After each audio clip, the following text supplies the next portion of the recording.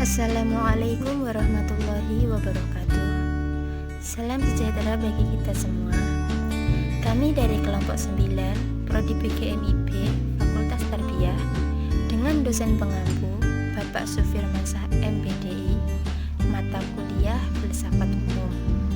Kami di sini akan menjelaskan tentang filsafat empirisme.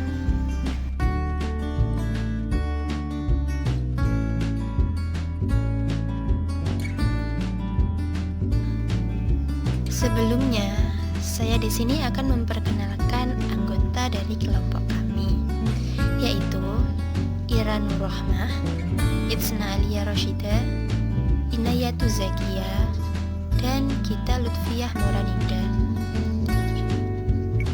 Di sini yang kami jelaskan yaitu meliputi pengertian empirisme, tokoh dan pemikiran empirisme, dan karakteristik empirisme.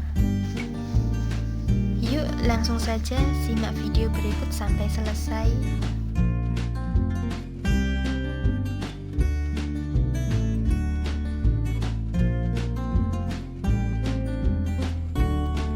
Apa yang dimaksud empirisme? Empirisme adalah suatu aliran dalam filsafat yang menyatakan bahwa semua pengetahuan berasal dari pengalaman manusia. Empirisme menolak anggapan bahwa manusia telah membawa fitrah pengetahuan dalam dirinya ketika dilahirkan. Secara etimologis, empirisme berasal dari kata bahasa Inggris, yaitu empirism dan experience.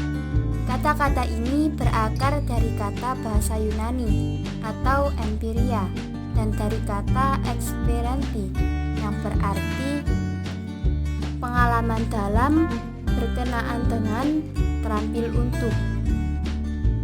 Empirisme adalah aliran dalam filsafat yang berpandangan bahwa pengetahuan secara keseluruhan atau parsial didasarkan kepada pengalaman yang menggunakan indera. Secara terminologis, terdapat beberapa definisi mengenai empirisme. Di antaranya, doktrin bahwa sumber seluruh pengetahuan harus dicari dalam pengalaman. Pandangan bahwa semua ide merupakan abstraksi yang dibentuk dengan menggabungkan apa yang dialami. Pengalaman indrawi adalah satu-satunya sumber pengetahuan dan bukan dari akal.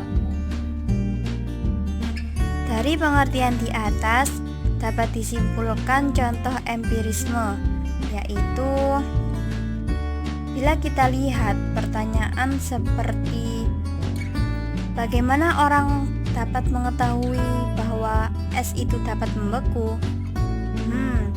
Tentu jawaban kita adalah ya karena saya melihatnya. Sama halnya dengan pertanyaan bagaimana kita tahu bahwa Caesar telah dibunuh?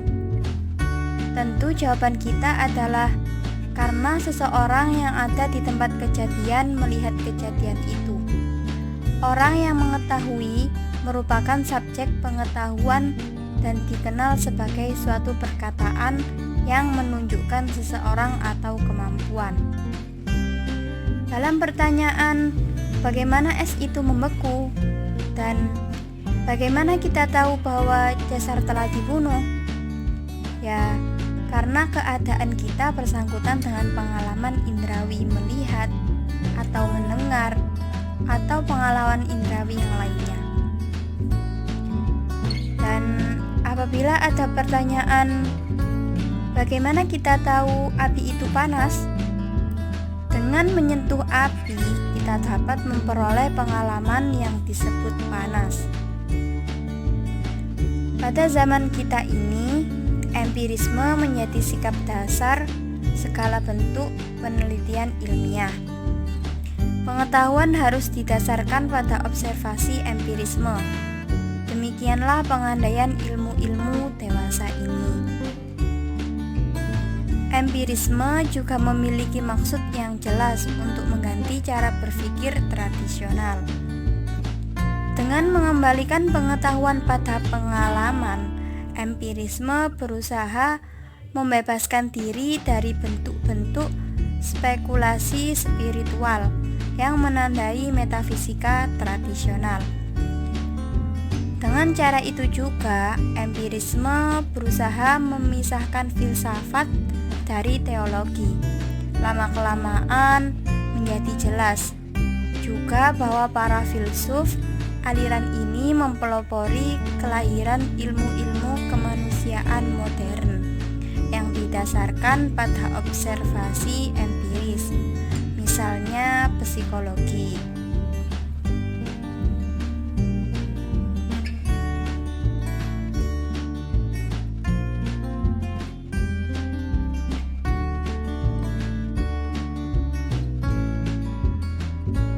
Tokoh dan pemikiran empirisme. Yang pertama yaitu Francis Bacon pada tahun 1561 sampai 1626 Masehi. Menurut Francis Bacon, bahwa pengetahuan yang sebenarnya adalah pengetahuan yang diterima oleh orang melalui persentuhan indrawi dengan dunia fakta. Pengalaman merupakan sumber pengetahuan sejati. Kata Bacon selanjutnya, kita sudah terlalu lama dipengaruhi oleh metode deduktif. Dari dogma-dogma diambil kesimpulan, itu tidak benar. Haruslah kita sekarang memperhatikan yang konkret, mengelompokkan. Itulah tugas ilmu pengetahuan.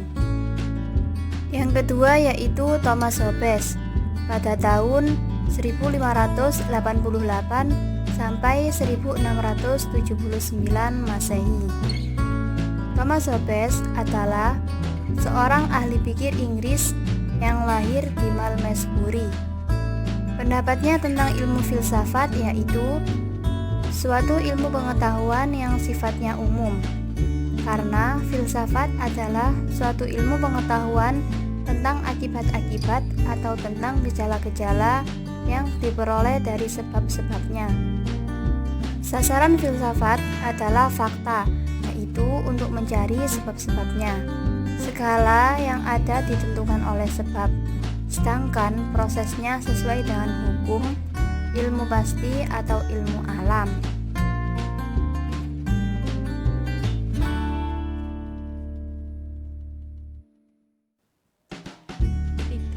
John Locke. John Locke lahir tanggal 29 Agustus 1632 di Wilton atau Somersetshire dan meninggal di Oxford atau Eastleigh tanggal 28 Oktober 1704. Ia dilahirkan dari keluarga yang memihak parlemen. Sikap puritan ayahnya sedikit banyak menularkan kepada anaknya, sebuah sikap tidak suka pada aristokrasi. Menurutnya, segala pengetahuan datang dari pengalaman, sedangkan akal tidak melahirkan pengetahuan dari dirinya sendiri. Fokus filsafat Locke adalah antitesis pemikiran Descartes. Ia menyarankan bahwa akal budi dan spekulasi abstrak agar kita harus menaruh perhatian dan kepercayaan pada pengalaman dalam menangkap fenomena alam melalui panca indera. Pengetahuan manusia terhadap seluruh pengalaman yang dilaluinya seperti mencium, merasa, mengecap, dan mendengar menjadi dasar bagi hadirnya gagasan-gagasan dan pikiran sederhana. Gagasan yang datang dari indera tadi diolah dengan cara berpikir, bernalar, mempercayai, dan meragukannya. Dan inilah akhirnya disebut bagian aktivitas merenung dan perenungan.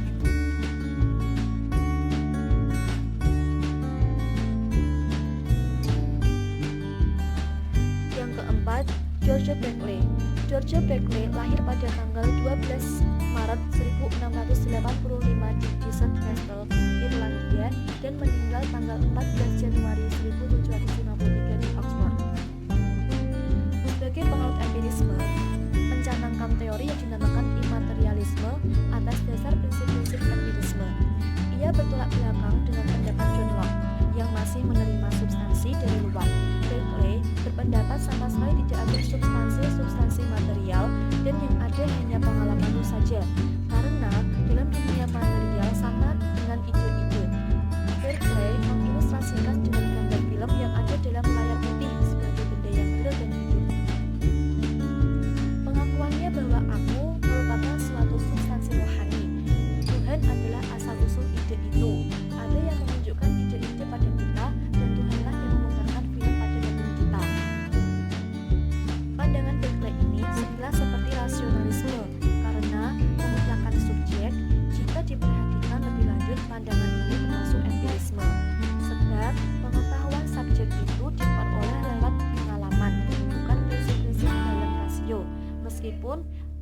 pengalaman itu adalah pengalaman batin. Selanjutnya, dengan menegaskan tentang adanya sesuatu yang sama dengan pengertiannya dalam diri subjek dan juga ia beranggapan bahwa dunia adalah ide-ide kita.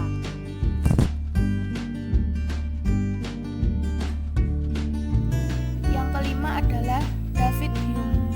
Hume lahir pada tanggal 7 Mei 1711 di Edinburgh, Inggris dan meninggal pada tanggal 25 Agustus 1770. Empirisme mendasarkan pengetahuan bersumber pada pengalaman, bukan rasio. Hume memilih pengalaman sebagai sumber pengetahuan. Pengalaman itu bersifat lahiriah, yang menyangkut dunia, dan dapat pula bersifat batiniah yang menyangkut pribadi manusia. Hume mengkritik tentang pengertian substansi dan kausalitas atau hubungan sebab akibat. Ia tidak menerima substansi sebab yang dialami manusia hanya kesan-kesan saja tentang beberapa ciri yang selalu ada bersama-sama. Dari kesan muncul gagasan, kesan adalah hasil penginderaan langsung atas realitas lahiriah. Sedang gagasan adalah ingatan akan kesan-kesan. Ia menolak tentang kausalitas dan menurutnya bahwa pengalaman hanya memberi kita urutan gejala, tetapi tidak memperlihatkan kepada kita urutan sebab akibat. Hume lebih suka menyebut urutan kejadian. Jika kita bicara tentang hukum, alam atau sebab akibat, sebenarnya kita membicarakan apa yang kita harapkan, yang merupakan gagasan kita saja yang lebih didikte oleh kebiasaan atau perasaan kita saja. Pengalaman lebih memberikan keyakinan dibandingkan kesimpulan logika atau kemestian sebab akibat. Hukum sebab akibat tidak lain hanya hubungan saling berurutan saja dan secara konstan terjadi seperti api membuat air mendidih. Dalam api tidak bisa diamati adanya daya aktif yang mendidihkan air. Daya aktif yang disebut hukum kausalitas itu tidak bisa diamati. Dengan demikian, kausalitas tidak bisa digunakan untuk menetapkan suatu peristiwa yang akan datang berdasarkan peristiwa terdahulu.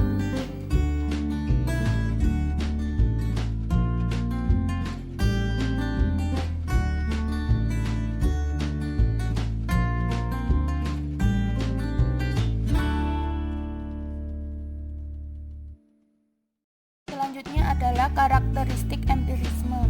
Yang pertama, pandangan bahwa semua ide atau gagasan merupakan abstraksi yang dibentuk untuk menggabungkan apa yang dialami. Yang kedua adalah pengalaman indrawi adalah satu-satunya sumber pengetahuan dan bukan akal atau rasio. Yang ketiga, semua yang kita ketahui pada akhirnya bergantung pada data indrawi. Yang keempat, semua pengetahuan turun secara langsung atau disimpulkan secara tidak langsung dari data indrawi, kecuali beberapa kebenaran divisional logika dan matematika. Empirisme sebagai filsafat pengalaman mengakui bahwa pengalaman sebagai satu-satunya sumber pengetahuan. Sekian video presentasi dari kelompok kami. Apabila ada salah baik dari kata maupun penulisan, kami mohon maaf. Billahi taufiq wal hidayah wa ridho wal inayah. Wassalamualaikum warahmatullahi wabarakatuh.